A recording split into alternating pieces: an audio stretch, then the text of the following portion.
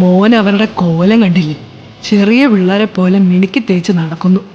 നമ്മളെപ്പോലെ അധ്വാനിച്ച് സമ്പാദിച്ചവരല്ലാത്തതുകൊണ്ട് ആളുകളെ ബഹുമാനിക്കാൻ അറിയില്ല. ഭർത്താവിൻ്റെ കാശിൽ അഹങ്കരിച്ച് നടന്ന അതൊക്കെ എങ്ങനെ മനസ്സിലാവാന്? മോൻ ഈ വീട്ടിലെ മരുമകന്, എന്നിട്ട് അവരുടെ പെരുമാറ്റം കണ്ടില്ലേ? ഈ കഷ്ടപ്പാടൊക്കെ നീ എന്തിനാ സഹിക്കുന്ന മോനെ?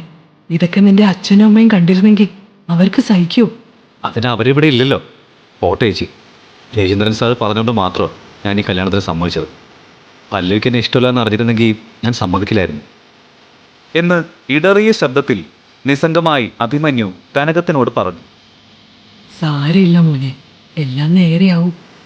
ആ ജോത്സ്യൻ പറഞ്ഞത് കേട്ടില്ലേ? നാളെ നിന്റെ ജീവിതം മാറാൻ പോവാന്ന്. നിന്റെ ജാതകത്തില് രാജയോഗമുണ്ട്. ഒന്നുഷാറാക്കാൻ കമലം പറഞ്ഞപ്പോൾ കേൾക്കാനൊക്കെ രസമുണ്ട്. സത്യാ മോനെ, ഇത് നടന്നിരിക്കും. മോനെ, നാളെ നിന്റെ പിറന്നാളല്ലേ?